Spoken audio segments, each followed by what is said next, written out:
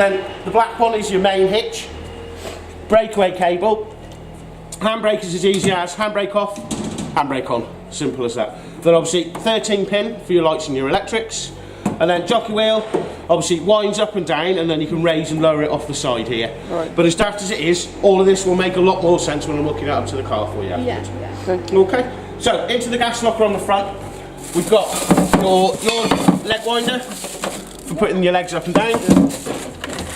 Got your wheel brace, then we've got your waste pipes, and also your power cable as well. Okay. Okay, then gas bottle, this is your gas bottle and your pipe fitted in, ready to go. Okay. Okay, so your gas system's set up. For yourselves, it's literally just on and off from the top of the bottle. Right. Okay, and it does clearly say open and close on the top of the bottle. Right, All okay. it is, when you're using your gas, just wind it all the way open. When you're not using your gas, just turn it off.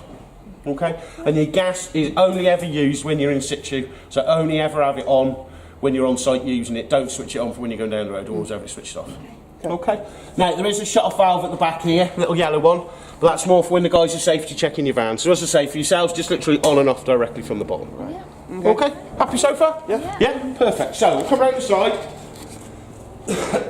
So first thing we come across, your water inlet. Now this is obviously my Akerol, but obviously you've got your own there. So when you get up to site, all you need to do is simply fill up your Akerol, drop it here, and then this is your water pipe. All you do is squeeze the trigger, gentle wiggle, and off she comes, and then on the bottom, there's your filter. Okay, so all you do is just simply drop it in and clip it on. Oh, it's just as easy as that. Right. Okay? Is it the other one? Yeah. Yeah. My old car. Right? So, just on the side here, there's your front legs. So your front legs, sorry, your front legs are on the sides, on the front, and your back ones are on the rear. Right. Okay? So, next one down, this is the vent for your hot water boiler. Now, the hot water boiler will run on gas, electric, or gas and electric at the same time, but anything to do with gas, you need to remove this cover. And all it is, it just sits on the top, pops on. Electric, you can use it with it, but if you're trying to light it on gas, it'll never light with that on. All you do is hand on the top, pull it out, and then you can run it on gas. Right. Okay? Happy? Lovely. So, moving on down. We've then got your 240, so your mains electrical hookup. We've also got an external satellite feed here. Now it's set up for satellite at the minute, but if you have got a TV signal on the post where you are, you can get a little screw attachment to go over the top of that, which will turn it into a TV aerial. Okay. And all this means is, like the good old days where people used to have a cable coming through the window, that's not anymore. All you need to do is put it into here, and I'll show you where it comes out inside the van. Right, okay. Okay. Then next one down, there's your battery fitted in, ready to go for you. Right. Okay. So obviously you've got your 12 volt and then your 240, your mains power. Okay. Yeah. Okay, happy? Yeah. Lovely. So we'll keep coming down. Oh. Sorry, I had trouble lighting your fridge on gas, so they've come and fixed it for me, but they haven't put it back together, so I'll get them to put that back together for you. Yeah, yeah. All it is if you are running it on gas, a lot more heat comes out of this side. All it is it's just where the gas burners come from. Right, okay. But other than that, heat is exchanged in the back of here. It's no different than the fridges at home. All it is, you don't walk around the back of your fridge at home, so you don't realise quite how much heat's thrown out the back. I'll move them, I'll get that fitted back on for you. So, keep coming down. So next one we come across, obviously the grey waste. So this is for your kitchen sink, your bathroom sink, and also your shower. Right, okay. So this is where your two waste pipes on, and then obviously your waste master here. Yeah. Right. Or what you can do is buy a longer bit of pipe to it, put the twin on there, but then pull the pipe off the end and swap it for a longer one. And what it means is you can run that directly into the drain. Okay. So rather than using your waste master, especially at Love to Stay, because literally where you are, the electric bollards here. The front drain is for your grey waste, the back drain's for your toilet. Oh, so literally everything you need is on that pitch for you. Oh, that's all right then, yeah. Okay, but if you are using your waste master, just remember your Akerol's 40 litres, your waste master's 50. So 9 out of 10 times, if you've run out of fresh water, it's time to empty your waste at the same time. right. Okay. Okay, Yeah, perfect. cool. So next one down then. So your toilet system here now. Now, have you had any experience with this? No. And I tried to avoid it. So, You'll have to now. So all it is the tank in the top here is what flushes, or where the liquid comes from to flush your toilet. Right. So you'll need a watering can, or again at Love to Stay, as long as you've got a bit of hose pipe that's long enough, you can run it from the tap and fill it directly up.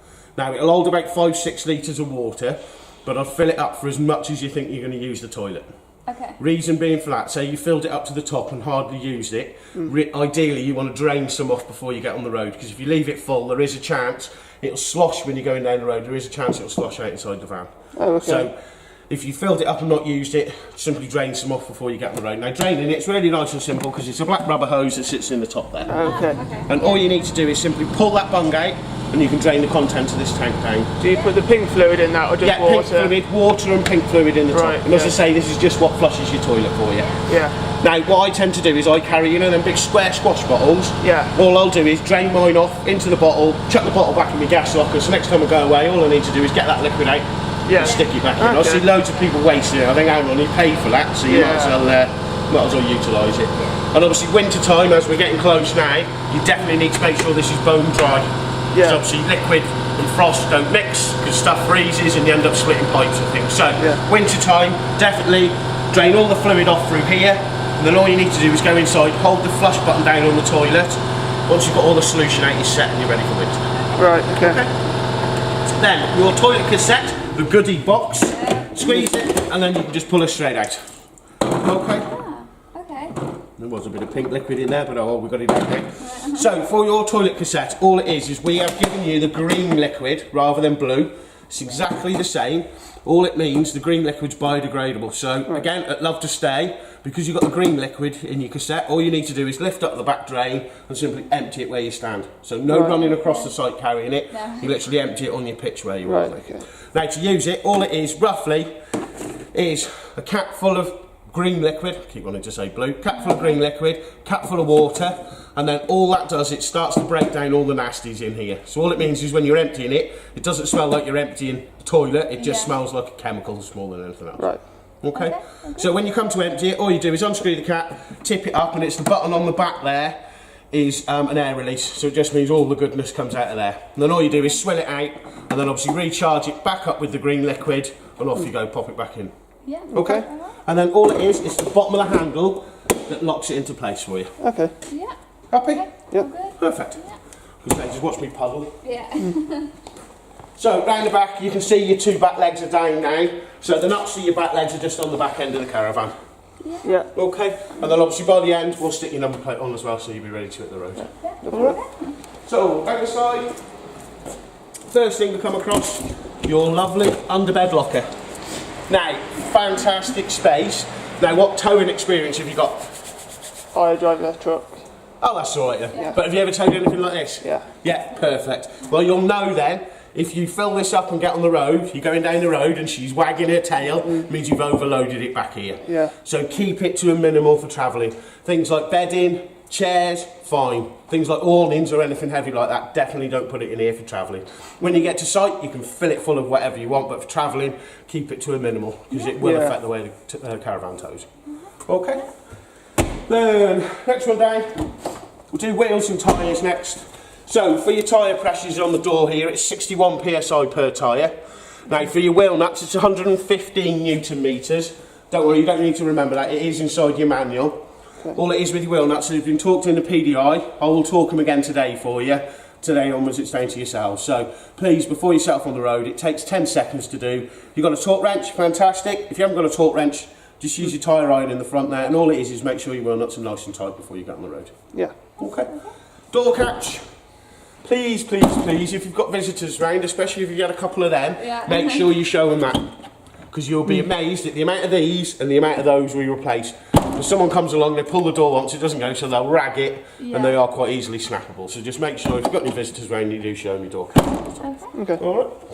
Then, last but not least, external gas barbecue point. Yeah, we saw it and we were Yeah. amazed, weren't we? Yeah, yeah. So, I'll have a look. I haven't seen it inside, but we do them in the shop. All you need to buy is the brass attachment that clips up inside of that, and then obviously the other end you attach to the rubber hose to your barbecue or your gas burner or anything that you want outside. And all you need to do is have your bottle switched on there, simply turn that round 90 degrees, and then you've got gas power outside as well. Okay. Okay? Lovely. Any other questions on the outside, or are we happy? No? No, that's it, yeah. Lovely. Well, go on then, if you want to jump inside.